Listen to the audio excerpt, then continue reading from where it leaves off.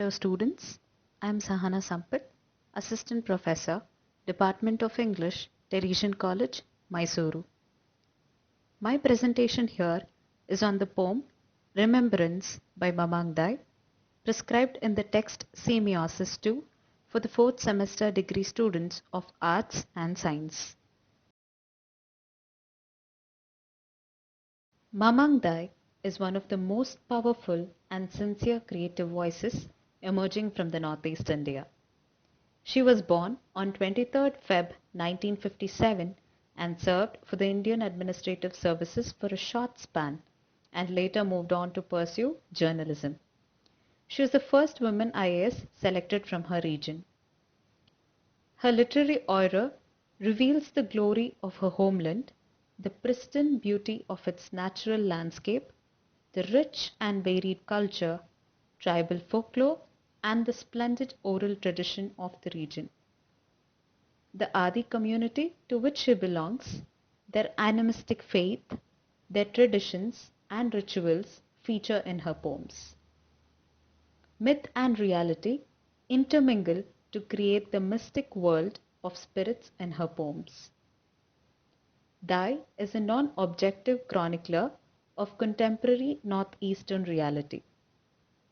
Even as she speaks of the mesmerizing beauty of Arunachal landscape, the all-pervasive force of nature is which is also the abode of spirits. She is aware that the same landscape and nature now stand marred by violence and bloodshed. Few among her popular poems are Remembrance, Birthplace, The Wind and the Rain, An Obscure Place, and Gone. To begin with, let me give you the background of the poem Remembrance. The second half of the 20th century saw the rise of insurgency and militant nationalism in the Northeast, which was triggered by the ethno-linguistic complexities of the region. Most states have been besieged by 3 to 5 decades of armed conflict, ranging from demands for self-determination and greater autonomy to assertion of complete succession from India. Insurgency made terrifying inroads into every sphere of human life, tearing asunder the simple lives of the ordinary village folks. The Northeast region sunk into poverty, underdevelopment, corruption, and terror. In this context of intense political turmoil and ethnic conflict, a group of poets emerged, heralding an era of peace in their poetry that is alive, vivid, and heart-wrenching. One among those important poets is Mamang Dai. Inextricably interwoven in her poems are the paradoxical realities of past and present, love and bloodshed, myth and reality, nature and politics. Nature in the poems of Dai is the transcendental force which influences the life of the people. Dai delineates in her poems how every element of nature is imbued with love and hope. In the first stanza of the poem Remembrance, Dai talks of these beautiful and hopeful scenes of nature which might not necessarily continue being fruitful due to the extent of human interventions and damages thrusted upon it. The lines that say, "Why did we think it was trivial?" are led to believe that just because nature has always been accepting and our lives have been peaceful around it, it does not imply that it will forever remain this way. The nights are already ruined as they are no longer peaceful because of the sound of gun that penetrates the silence of the night. With the second stanza, she continues to reinforce the same sense of doubt on the hope we human minds have had on the naive nature. The lines in the second paragraph leads us to raise a series of questions, either to the self or to the society, through which we again infer that the continuity of the people's lives is in jeopardy. The lines, "Why did we think survival was simple?" That river and the field would stand forever, invulnerable, even to the dreams of strangers, emphasizes the fact that nature, as she describes, is the serene beauty of her homeland. Dai believes that the river has a soul and that the river knows the immortality of water. But the mortal humans are behind the graveness ensured on the harmony prevailing between the nature and the humans.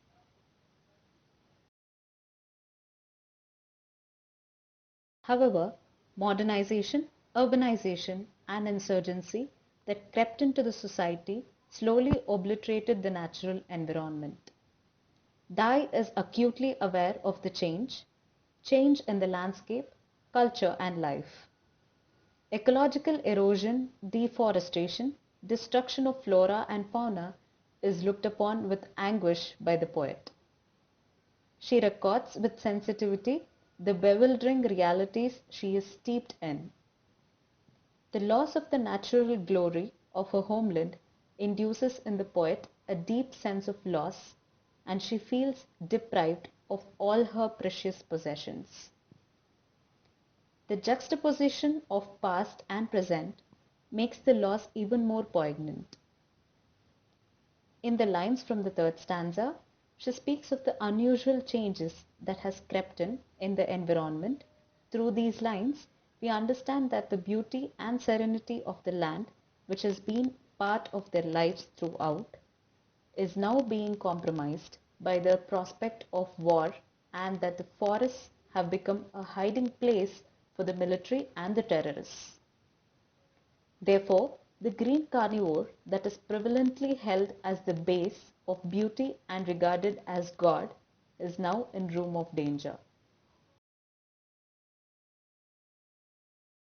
Dai's poetry echoes the changes caused by insurgencies and modernization in the life of the tribal community, as well as the landscape of India's northeast region.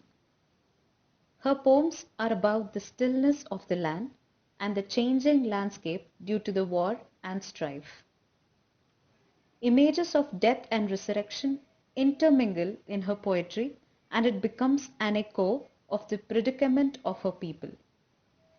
About life in her homeland, Dai says, "Why did we think gods would survive deathless in memory, in the trees and stones and the sleep of babies? Now, when we close our eyes and cease to believe, God dies." I find the above lines very interesting.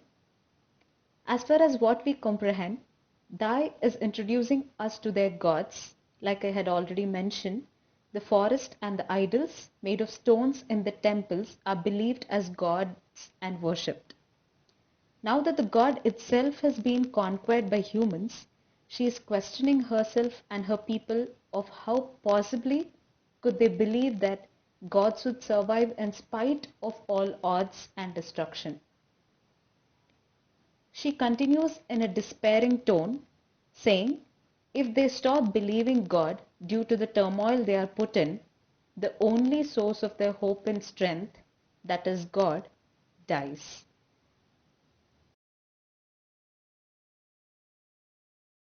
She concludes her poem with a deep emotional turmoil and reflects in pain on how the people of Northeast have remained, or rather made to remain, away from the perks enjoyed by the other people of the country. The image of destruction invoked here alludes to the culture that is getting lost in the era of modernization. They are destined to dwell in the mountains without any idea of how the world perceives their living and the deserted lifestyle. The only heartening thing they could do during the moments that seem propitious is to look at the sky and be optimistic and hopeful of their lives and their future.